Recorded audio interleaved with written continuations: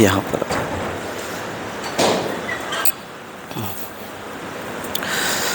نحمدہ ونصلی علی رسولہ الکریم اما بعد فاعوذ باللہ من الشیطان الرجیم بسم اللہ الرحمن الرحیم وللہ علی الناس حج البیت من استطاع الیہ سبیلا آمنت باللہ صدق اللہ مولانا العظیم وصدق رسولہ النبی الکریم ونحن علی ذلک من الشاہدین والشاکرین والحمد للہ رب العالمین۔ میرے محترم بزرگوں، بھائیوں اور دوستوں، رمضان المبارک کا مہینہ گزر چکا اور شوال کا مہینہ شروع ہو چکا۔ یہ شوال کا مہینہ بھی ان مبارک مہینوں میں شمار ہوتا ہے جن کو اللہ جل جلالہ نے اشہر حج کہا، یعنی حج کے مہینے قرار دیا، کیونکہ ماہ شوال، ذی قعدہ اور ذی الحجہ کے 10 دن اللہ رب العزت نے حج کے مہینے قرار دیے ہیں۔ یوں سمجھ لیجئے کہ رمضان المبارک سے لے کر ذی الحجہ تک کے ایام اللہ رب العزت نے ایسی عبادتوں کے لیے مخصوص فرمائے ہیں جو خاص انہی ایام کے اندر انجام دی جا سکتی ہیں۔ مثال کے طور پر رمضان المبارک کا مہینہ اللہ رب العزت نے روزوں اور تراویح کے لیے مقرر فرمایا، اور ماہ شوال، ذی قعدہ، ذی الحجہ کے 10 دن یہ حج اور قربانی کے لیے مقرر فرمائے۔ کیونکہ دیکھیں، حج اور قربانی یہ 2 ایسی عبادتیں ہیں جو ان ہی ایام کے اندر انجام دی جا سکتی ہیں، ان ایام کے علاوہ دوسرے ایام کے اندر انجام نہیں دی جا سکتی۔ گویا یوں کہہ لیجئے کہ عبادات کا ایک سلسلہ ہے جو رمضان المبارک سے شروع ہوتا ہے اور ذی الحجہ پر جا کر کے ختم ہو جاتا ہے۔ اس لیے ان مہینوں کو اللہ رب العزت کی جانب سے بڑا تقدس حاصل ہے۔ دیکھیں، رمضان المبارک کا مہینہ تو تمام مہینوں کے اندر بابرکت مہینہ ہے ہی۔ اس ماہ شوال کے بارے میں بھی آقا مدنی کریم صلی اللہ علیہ وسلم ارشاد فرماتے ہیں کہ جو بندہ ماہ شوال کے اندر 6 روزے رکھ لے، اللہ رب العزت اس کو پورے سال روزے رکھنے کا ثواب مرحمت فرماتے ہیں۔ کیونکہ دیکھیں، اللہ رب العزت ہر نیکی کا ثواب 10 گنا مرحمت فرماتے ہیں۔ لہٰذا جب ایک بندے نے رمضان المبارک کے اندر 30 روزے رکھے تو 30 کا 10 گنا 300 ہو گیا، اور پھر جب اس نے ماہ شوال کے اندر 6 روزے رکھے تو 6 کا 10 گنا 60 ہو گیا۔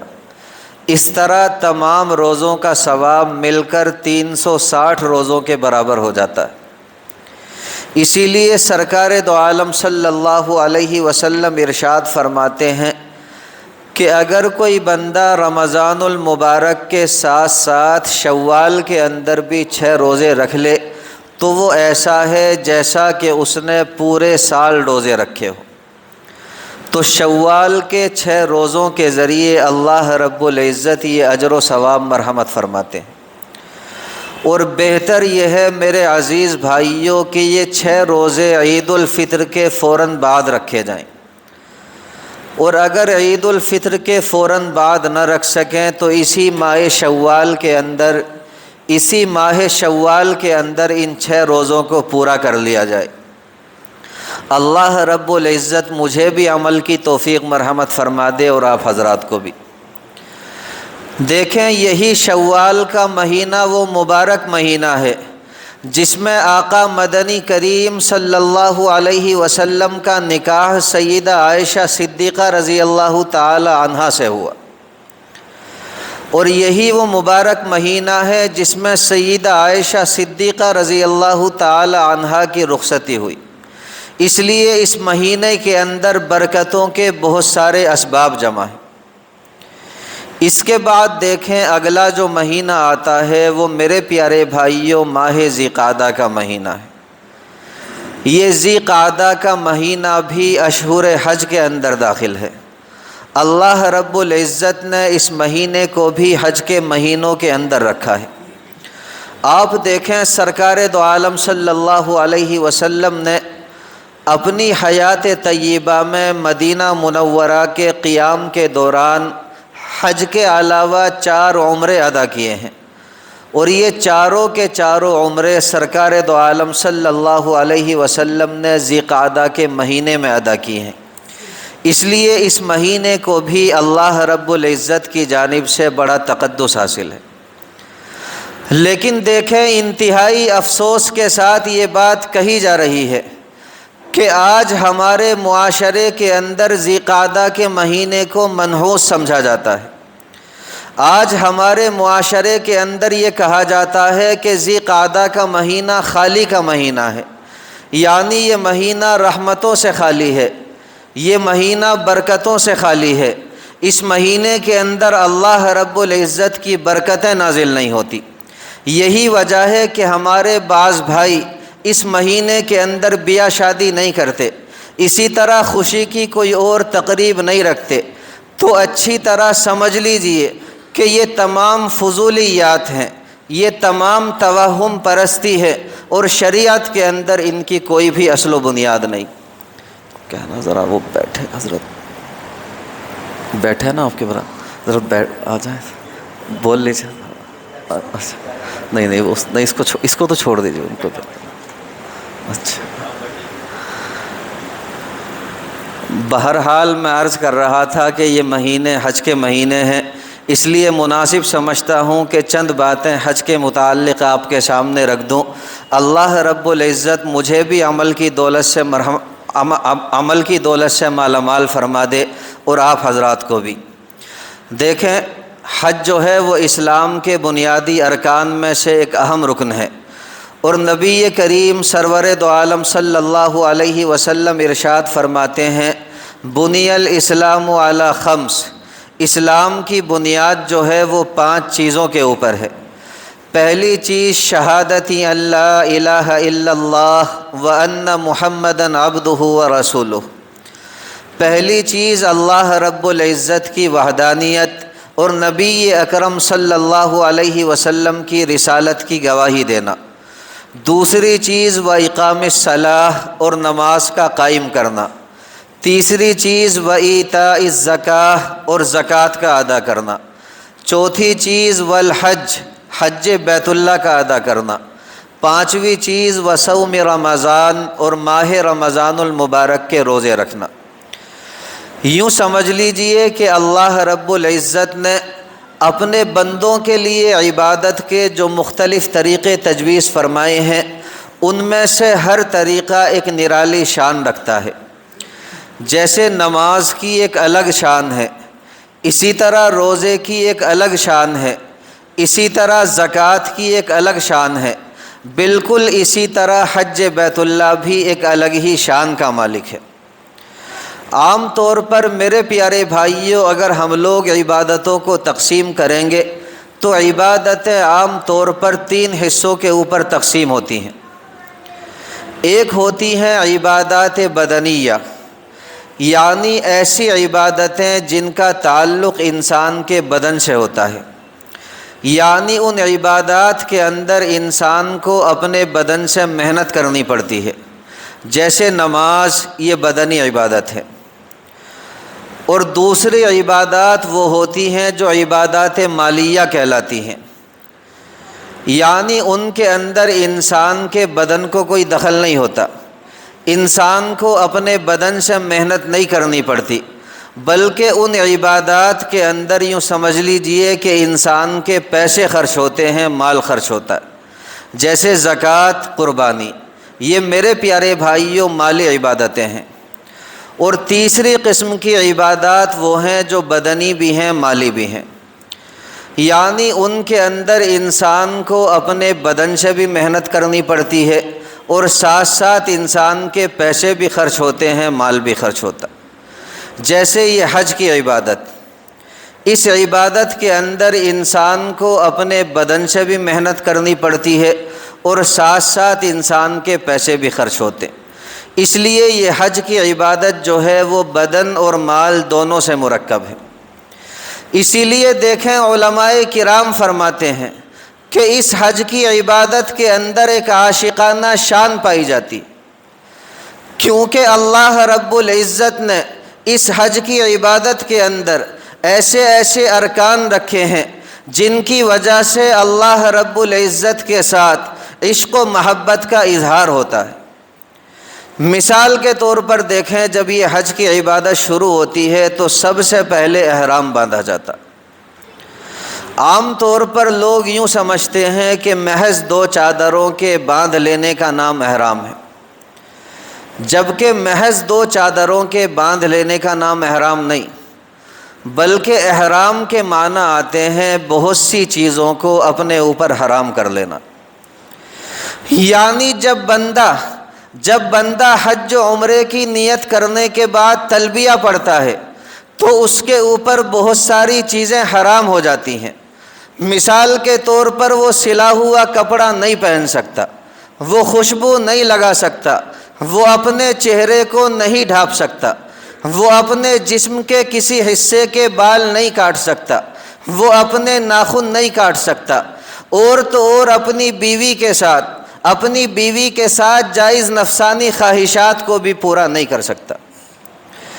دیکھیں جب بندہ حج یا عمرے کی نیت کرنے کے بعد یہ تلبیہ پڑھتا ہے کہ لبیک اللہم لبیک لبیک لا شریک لک لبیک ان الحمد والنعمت لک والملک لا شریک لک، جس کے معنی یہ ہیں کہ اے اللہ میں حاضر ہوں، اے اللہ میں آپ کے دربار میں آیا ہوں، اے اللہ میں آپ کے دربار میں کیوں آیا ہوں۔ اس کا کیا مطلب؟ یہ بندہ، میرے پیارے بھائیوں، یہ جملہ بندہ کیوں کہتا ہے؟ دیکھیں جب سیدنا ابراہیم علیہ السلام نے بیت اللہ شریف کو تعمیر فرمایا تو اللہ جل جلالہ نے سیدنا ابراہیم علیہ السلام کو یہ حکم دیا۔ اللہ رب العزت نے ارشاد فرمایا وَأَذِّن فِي النَّاسِ بِالْحَجِّ يَأْتُوكَ رِجَالًا وَعَلَى كُلِّ ضَامِرٍ يَأْتِينَ مِنْ كُلِّ فَجٍّ عَمِيقٍ۔ اے ابراہیم علیہ السلام، آپ لوگوں کے اندر یہ اعلان فرما دیں کہ لوگو، یہ بیت اللہ اللہ رب العزت کا گھر ہے، تم یہاں حج بیت اللہ کے لیے آؤ، تم یہاں اللہ رب العزت کی عبادت کے لیے آؤ، تم یہاں دور دراز سے آؤ، تم یہاں قریب سے آؤ، پیدل آؤ، سوار ہو کر کے آؤ، دنیا کے چپے چپے سے یہاں پہنچو، دنیا کے کونے کونے سے یہاں پہنچو۔ ابراہیم علیہ السلام نے ایک پہاڑ کے اوپر چڑھ کر کے یہ اعلان فرمایا کہ لوگو، یہ بیت اللہ اللہ رب العزت کا گھر ہے، تم یہاں حج بیت اللہ کے لیے آؤ، اللہ رب العزت کی عبادت کے لیے آؤ۔ دیکھیں ابراہیم علیہ السلام نے یہ اعلان آج سے تقریباً 5000 سالوں پہلے کیا تھا، لیکن آج جب بھی کوئی بندہ حج یا عمرے کا ارادہ کرتا ہے تو وہ در حقیقت ابراہیم علیہ السلام کے اسی اعلان کا جواب دیتے ہوئے کہتا ہے کہ لبیک، اے اللہ میں آپ کے دربار میں آیا ہوں، اللہم لبیک، اے اللہ دیکھیں میں آپ کے دربار میں آیا ہوں اور آپ کے نبی کی پکار پہ آیا ہوں۔ دیکھیں سیرت کی ایک بڑی اچھی کتاب ہے سیرت حلبیہ، اس کتاب کے اندر میں نے یہ مضمون پڑھا۔ ابن عباس رضی اللہ تعالی عنہما فرماتے ہیں کہ جب سیدنا ابراہیم علیہ السلام اللہ رب العزت کے گھر کی تعمیر سے فارغ ہو گئے تو آپ نے بارگاہ ربانی میں عرض کیا کہ یا اللہ، میں آپ کے گھر کی تعمیر سے فارغ ہو چکا۔ اللہ جل جلالہ نے ارشاد فرمایا کہ ابراہیم، آپ لوگوں کے اندر حج کا اعلان فرما دیں۔ ابراہیم علیہ السلام نے بارگاہ ربانی میں عرض کیا کہ یا اللہ، میں اعلان تو کر دوں گا لیکن میری آواز لوگوں تک پہنچے گی کیسے اور پہنچائے گا کون؟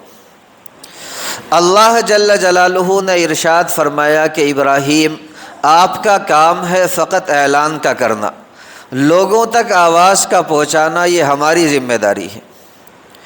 چنانچہ دیکھیں ابراہیم علیہ السلام مقام ابراہیم پر، یعنی اس پتھر پر جو ابراہیم علیہ السلام کے لیے کعبۃ اللہ کی تعمیر کے واسطے جنت سے بھیجا گیا تھا، آپ اس پتھر کے اوپر کھڑے ہو گئے اور پھر اس پتھر نے اوپر اٹھنا شروع کیا اور وہ پتھر اتنا اوپر اٹھا، اتنا بلند ہوا کہ بڑے بڑے پہاڑوں سے زیادہ اونچا اور بلند ہو گیا۔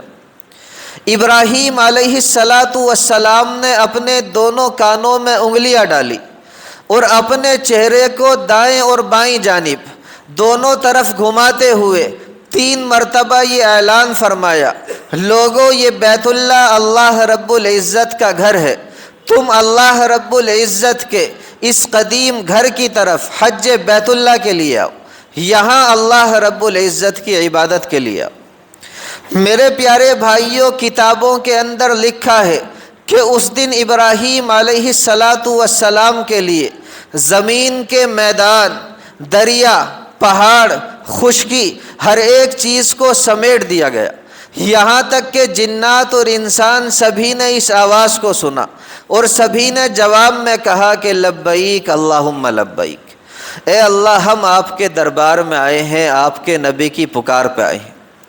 اس لیے میں نے کہا کہ جب بھی کوئی بندہ یہ تلبیہ پڑھتا ہے تو وہ در حقیقت ابراہیم علیہ السلام کے اسی اعلان کا جواب دیتے ہوئے کہتا ہے کہ لبیک اللہم لبیک، اے اللہ ہم آپ کے دربار میں آئے ہیں، آپ کے نبی کی پکار پہ آئے ہیں۔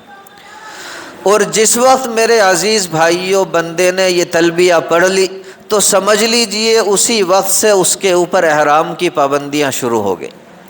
اب وہ بندہ سلا ہوا کپڑا نہیں پہن سکتا، اب وہ بندہ خوشبو نہیں لگا سکتا، اب وہ بندہ اپنے چہرے کو نہیں ڈھانپ سکتا، اب وہ بندہ اپنے ناخن نہیں کاٹ سکتا، اپنی بیوی کے ساتھ نفسانی خواہشات جو جائز ہیں ان کو بھی پورا نہیں کر سکتا۔ گویا یوں کہہ لیجئے کہ اللہ رب العزت کی ایک پکار پر اللہ رب العزت کے ایک محبوب بندے نے اللہ رب العزت کی محبت میں دنیا کی ساری آسائشیں چھوڑ دی، اس نے دنیا کے سارے آرام کو ٹھوکر مار دی۔ اب تک وہ سلے ہوئے کپڑے پہنا کرتا تھا لیکن اب اپنے رب کی محبت میں فقط 2 چادریں پہنے نظر آ رہا ہے۔ اور سچ پوچھیں آپ میرے پیارے بھائیوں تو یہ جو احرام ہے یہ حقیقت میں ہمیں کفن کی بھی یاد دلاتا، یہ احرام ہمیں یہ احساس دلاتا ہے کہ اے مومن بندے، ایک دن وہ بھی آنے والا ہے جب تو اس دنیا سے جا رہا ہوگا، اور جب تو اس دنیا سے جا رہا ہوگا اس وقت جو تیرا لباس ہوگا وہ بھی یہی لباس ہوگا۔ آپ میرے پیارے بھائیوں حج کے موقع پر دیکھ لیں، چاہے کوئی بندہ امیر ہو چاہے غریب ہو، اسی طرح کوئی سرمایہ دار ہو چاہے فقیر ہو، آپ جسے بھی دیکھیں گے فقط 2 چادریں پہنے نظر آئے گا اور انسانی مساوات کا ایک عجیب اور بہترین منظر پیش کرے گا۔ یہ کچھ باتیں آج میں نے آپ کے سامنے رکھ دی، آنے والے ہفتوں میں انشاءاللہ ثم انشاءاللہ اور بھی تفصیل کے ساتھ آپ کے سامنے یہ باتیں رکھی جائیں گی۔ اللہ رب العزت سے دعا فرما دیں میرے لیے، اپنے لیے، ساری امت مسلمہ کے لیے، اللہ رب العزت ہم سب کو عمل کی دولت سے مالا مال فرما دے۔ وما علینا الا البلاغ۔